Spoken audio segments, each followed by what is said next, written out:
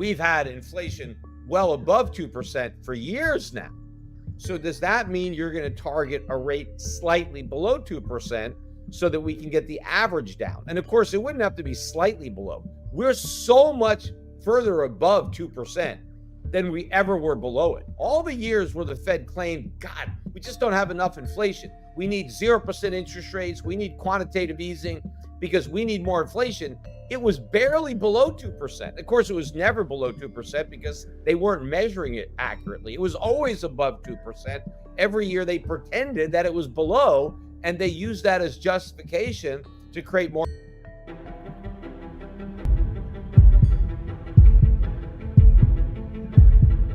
And that is Jerome Powell's semi-annual testimony where he goes up to Capitol Hill and supposedly he answers questions from the representatives and the senators on the banking committee, the finance committee.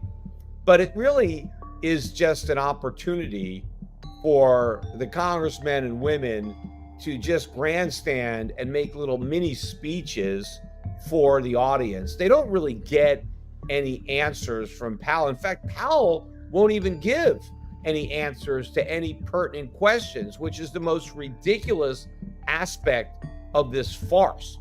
Because you would think that the main purpose of having the Congress question Powell would be to get his take on the legislation that they're considering. Like, hey, we're thinking about this spending plan or this tax increase or tax cut or this new regulation. How do you feel that it would impact, the economy?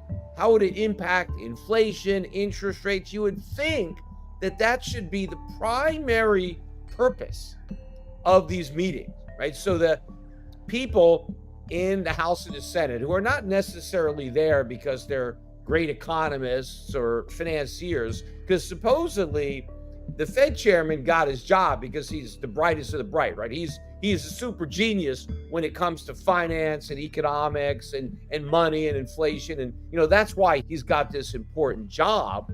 And so you would think that these congressmen and women who may have very little knowledge about, economics and finance, here's their opportunity to kind of bounce some ideas off of Powell and find out, hey, how would this impact the economy? We know you're trying to fight inflation.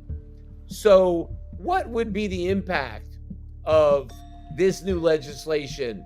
Or what could we do, right? Could you give us some advice? Right? What would you suggest we do to help fight inflation? What recommendations would you have for us on fiscal policy, right? You would think that would be the purpose, but no. Anytime anybody asks Powell to comment on how a particular piece of legislation, whether it's fiscal policy or just, a regulation, if they ask, well, how is that going to impact inflation? He says, well, I can't answer that. I'm not allowed to talk about that.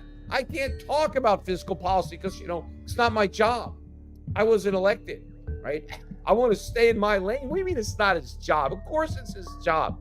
His job is to educate Congress so that they understand the consequences of the stuff that they're doing. To say that I can't comment on it, if Powell thinks that a particular piece of legislation is bad, right, it's going to harm the economy, he's supposed to speak up. He's not supposed to say, well, I wasn't elected, so I can't talk. I mean, that's precisely why he can talk, because he wasn't elected. Look, these guys, Congress gets elected based on what the average American, right, thinks, which doesn't know very much about economics, right, voting for these guys. So why not tell them the truth? Why not say, that's a bad idea. You should repeal what you just passed, or here's what you should do. He doesn't want to give any advice. I mean, he should be telling them, cut government spending dramatically. Look at these deficits. You're destroying the country. You want to know why there's so much inflation? Look in the mirror at all this government spending. But no, he just says, we take the fiscal policy as it's given to us. He said that multiple times. Like, we don't even care, right? Here I am, the chairman of the Federal Reserve.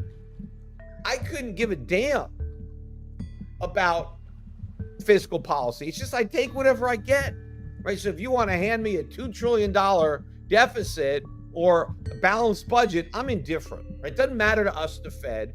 We just take it as it's presented to us, and then we just do our job. No.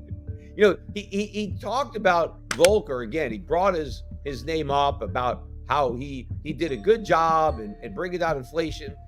But Volcker also was very critical of the deficit spending that was going on during the 1970s and early 80s. And he was very specific in his warnings that government spending needed to be reduced, that we can't fight inflation with just monetary policy, that we need fiscal policy as well. We need contractionary fiscal policy, not these massive deficits.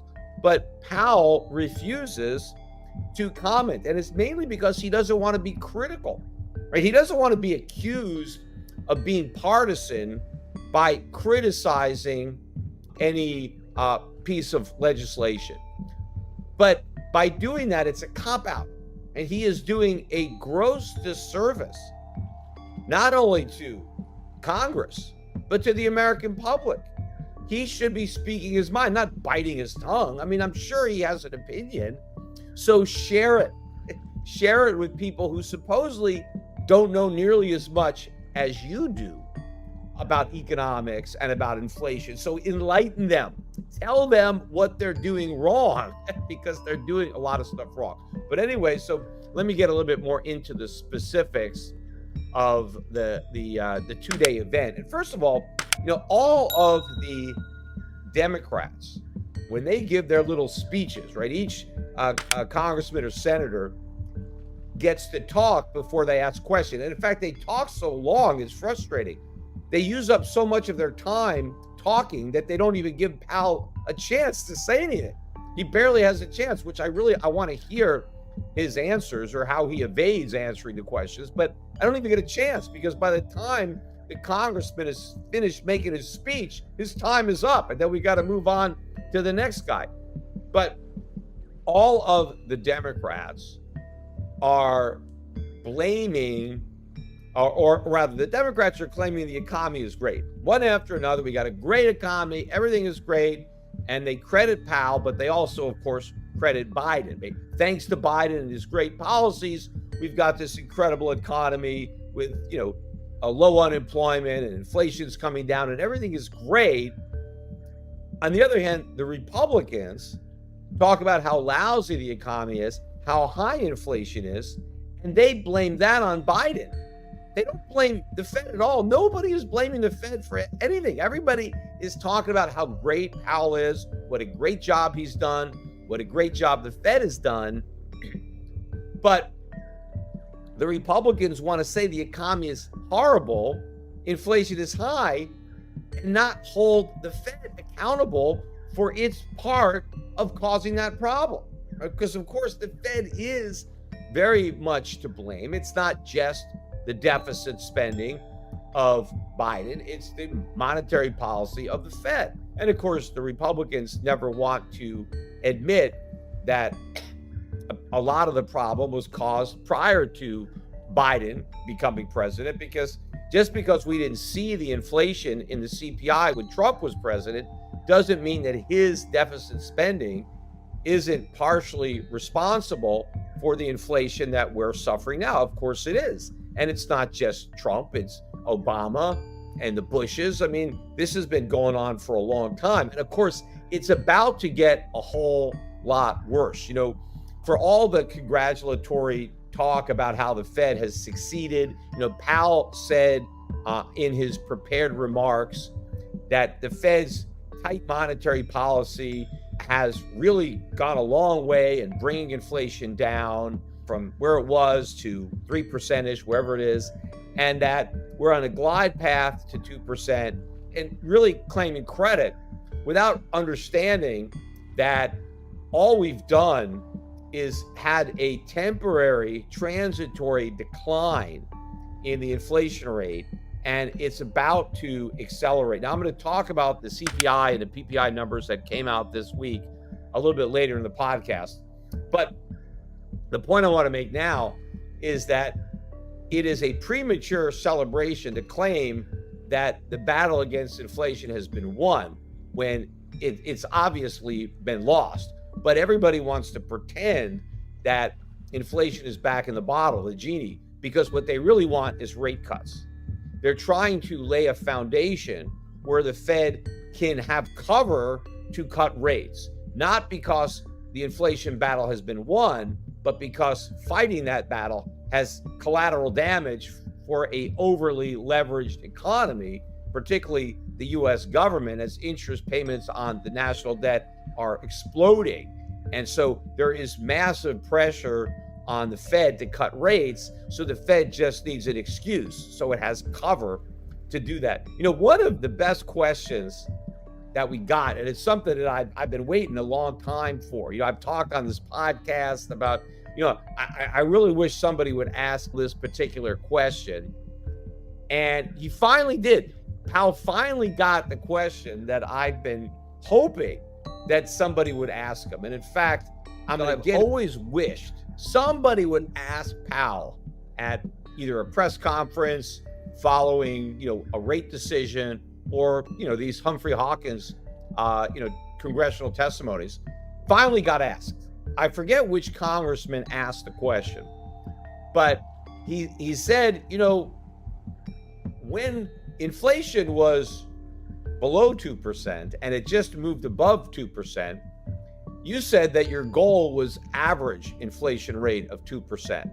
And so the Fed was going to target an inflation rate a little bit above 2% so that we can average the rate back down to 2%, because we had so many years of 1.5%, 1.75%. So we needed a little bit higher than 2% to get an average. And remember, at the time, when the Fed first announced this inflation averaging, I said it was all BS, that they didn't really want an average rate. They were just making an excuse to keep interest rates lower and to allow additional inflation. I always said that eventually inflation is going to be above 2% and they're going to give up that goal, because they're never going to try to run sub 2% inflation to average down high inflation the way they wanted to average up low inflation. So this congressman finally asked Powell, said, hey, what about, you know, you said that you wanted average inflation of 2%. Well, we've had inflation well above 2% for years now.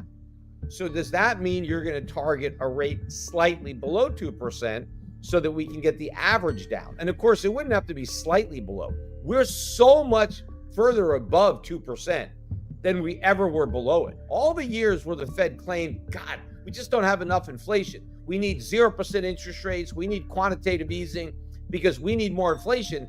It was barely below 2%. Of course, it was never below 2% because they weren't measuring it accurately. It was always above 2%. Every year they pretended that it was below, and they used that as justification to create more inflation. But now when we're at 6, 7, 8, 9%, we're miles above 2%. So in order to actually get the average down to 2%, we can't have 1.9, 1.8. We need inflation closer to 0. Maybe we need some deflation. We need falling prices a few years. It's going to take a lot of work to average what we've just experienced back down to 2%. And we're still getting inflation well above 2%. So he asked the question, does this mean that you have to target inflation below 2% so that we can get the average? And he had a one-word answer. He said, no. He was very emphatic, no. And that was it. Now, I really wish there was a follow-up. I wanted him to say, well, why? Why was it that we needed to average up low inflation, but we don't have to average down high inflation? I would love to hear Powell try to answer that question, because according to Powell, basically, low inflation is a bigger problem than high inflation, because if inflation is too low, we need to average it up. But if it's too high, we never need to average it down. Right? It doesn't matter how many years inflation is way above 2%. We're never going to get inflation below 2% to make up for it. We're stuck with all that high inflation. And in fact, it's not even going to get to 2% because Powell made it clear that when he talks about 2% inflation, he's not talking about the CPI. He's talking about the PCE, the personal consumption expenditure index. He said that that's what we're really targeting for 2%. And if you look at that, the PCE is running maybe about 0.5% below the CPI. And why is it that they want to use the PCE and not the CPI? Because the PCE is much lower than the CPI because it's even more rigged, right? It's the least accurate of all the inflation measures that the government uses. It's the one that is the lowest. And that's why it's the Fed's favorite, right? It's like, if you're, a kid in school, your favorite class is the one where you have the least amount of homework, right? You don't have to work as hard and you can get a good grade, right? It's like a Mickey Mouse course. So maybe that's the one that you like. Well, that's why the Fed likes the PCE because, it grades on a curve. You don't really have to have low inflation and you're going to get low inflation in the PCE because of the substitution and all the other stuff that goes into rigging that measure. But that's the one that the Fed is looking at. But even then, Powell admitted several times again at testimony that he's not going to wait for 2%. No. Because that's too risky. We can't wait for 2% because if we wait for 2%, we may get below 2%. Well, why not? What's wrong with that? Right? Why can't we average down a little high inflation? He's already said, no, we can never do that. We can never average down high inflation. We have to make sure that we bounce off 2%. Right? We don't want to go below it. That would be a disaster if we got to 1.9 or 1.8. So we can't have that. So what we have to do is when we think that we're probably going to head down to 2%, we're going to start cutting rates in anticipation that we're going to be on this glide path and we're going to get to 2%. Now, of course, they didn't have that type of thought on the way up. The Fed didn't say, we better start hiking rates as we're getting closer to 2% because we don't want to overshoot. They had no problem overshooting 2% on the way up. But no. They want to make sure that there's no way they overshoot it on the way down. Again, this is all a bunch of BS. Right? The government, Powell is just trying to justify creating more inflation, cutting interest rates, giving the economy the stimulus, like giving the drug addicts the drugs that he knows they need. So he's making up all these excuses so that the Fed can start cutting rates, even though inflation never even gets to 2%. But they're saying we're going to assume that it's going to get there. The only reason we haven't started cutting is because we just need a little bit more data so that we know that the 3% inflation that we have now, is going to get to 2%. We just need a little more data that we're headed in that direction. And then we can begin cutting rates in anticipation. But what if they're wrong, right? What if the Fed thinks that inflation is going to keep falling, right? What if it's at 2.7, 2.6, and Powell says, okay, we think it's going to go to 2, so let's start cutting rates now. Let's start easing up on our inflation fighting. And then everything turns around and we go back to 5 or 6% inflation. Then what is he going to do? He's already thrown gasoline on the fire. You would think that they would be just as vigilant in getting inflation down and making sure it stays down as they were in getting inflation up. They wanted to make sure that inflation got above 2% and stayed there, or to 2%. And they were willing to go above it. So why not be just as vigilant the other way? It seems that when it comes to inflation, for the American public, it's heads they lose, tails inflation wins. Because you can never get low inflation. Because if we ever get low inflation, the Fed is determined to average it back up. So if we get lucky, we get a few years where inflation is low, well, now we've got to get high inflation to make up for that. But if we get a lot of years where inflation is high, we can never get years of really low inflation to make up for that. No, the Fed wants to make sure that it's 2%. But if it's 2%, we know it's not. It's much higher than 2%. And again, all of these numbers are rigged. if it's 2% in the PCE, it's probably 2.5%, 3% in the CPI. And then you got to double that, 6% to get anything close to an actual rate of inflation. And that's what the Fed is really targeting. They're targeting high inflation. They're claiming that it's low inflation, but it's really a high amount of inflation. And the reason that the Fed wants inflation is because it wants to inflate away the debt. It wants to make it so that Congress doesn't have to cut government spending and make the difficult political choices. The Fed wants to help destroy the value of the currency and inflate away these obligations. And that's what's really going to happen. When the dollar really starts to fall, that's when you're going to start to see the inflation in the US really start to pick up, because we've had these high inflation numbers during a period of time where the dollar's been relatively strong. Imagine how much worse it's going to get when the dollar's weak. Now, we're not going to have to imagine that for much longer, because I think the dollar is going to be very weak. In fact, I think 2025 could be one of the worst years yet for the US dollar. I mean, it's kind of defied gravity, but a lot of that has to do with the fact that there's so many problems in other countries that people have been taking refuge in our currency. But I think that's going to flip once the Fed is cutting rates, and more importantly, once they go back to quantitative easing, which is around the corner. I think they may restart quantitative easing before the end of this year. But then I think the bottom is going to drop out of the dollar. In fact, when Powell was talking about the balance sheet, he was asked what size the balance sheet needs to be, because they've tapered now their quantitative tightening, and he wouldn't specify a number, but he said we need to have an ample balance sheet. We need our balance sheet to be plentiful. What the hell does that mean? And first, why? Why does it have to be so ample and so plentiful? I mean, what he means is that it's never going back down to where it was, which of course is the opposite of what Bernanke claimed when he said that they weren't monetizing the debt. When he said all the bonds that we're buying, we're going to sell, so we're not a banana republic.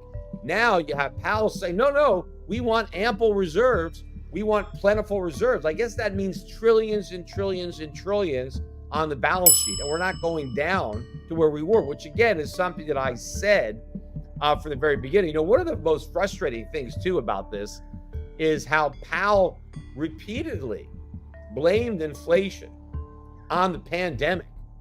That was it, right? Like the Fed had nothing to do with it. It was all the pandemic, right? Because the pandemic meant that people weren't working and they weren't producing. And then we reopened the economy and everybody had all this money to spend. But where'd they get all that money? They got it from the government, right? So isn't it the government's fault, that everybody had all this money to spend even though they weren't producing? And then he says, there were supply shortages. It wouldn't have mattered if there were supply shortages if the government didn't create all this money. And in fact, when Powell says it's not up to him to tell the government to cut spending, why during pandemic did he tell the government to raise spending? I remember him specifically saying, hey, increase spending and we're going to print money. We're going to monetize the debt. He encouraged all that reckless deficit spending that he's now saying caused the inflation without accepting responsibility. Because, it's just the pandemic. The pandemic did it. No, the pandemic didn't do anything. It was the way the government responded to the pandemic. That asinine combination of monetary and fiscal policy, that was the problem. And the Fed bears a lot of the responsibility. And Powell is willing to accept none of it. He's just claiming, it's this pandemic came out of left field. That's why we have inflation. I mean, to a lesser extent, he blamed it on Putin invading the Ukraine, right? So, but no, not accepting any responsibility. And again, the Republicans don't want to blame him because they want to blame it all on Biden. And the Democrats, they don't want to blame him because they want to say everything is great. So he gets out of there scot-free. The only person who criticized him was Elizabeth Warren, and her criticism was asinine. And I could see him getting frustrated by the things that she was accusing him of doing. She's really upset that the banks are taking a lot of risk, that executives are taking a lot of risk and getting big bonuses. And she thinks the government, the Fed, should do something about that. Look, the reason the banks take so much risk is because the government guarantees the deposits. That is the problem. It's not capitalism. Elizabeth Warren is right. There's too much risk taking at the banks. I agree with her there. But the reason there's so much risk taking is the moral hazard created by the government that she created by backstopping all these banks, by telling all the bank customers, you don't have to worry about your bank failing because we're going to bail you out. Everything is insured by the government. That's what's causing all the risk. If the government didn't do that, if we had a free market in banks, and I've talked about this multiple times, I wrote about it, in my books. It was a big part of Crash Proof, or The Real Crash. If we had a free market and depositors had to shop around because they were concerned about the risks that the banks took with their deposits, because when you're a bank depositor, you're a creditor of that bank. You're lending your money to the bank. You're an unsecured creditor, you're a depositor. And therefore, you should be concerned about the type of loans, the type of risk that that bank is taking with your money. But nobody is concerned about those risks because the government said, don't be concerned. Just put your money anywhere. Doesn't matter. The bank fails. You're going to get your money back. So there is no competition for safety.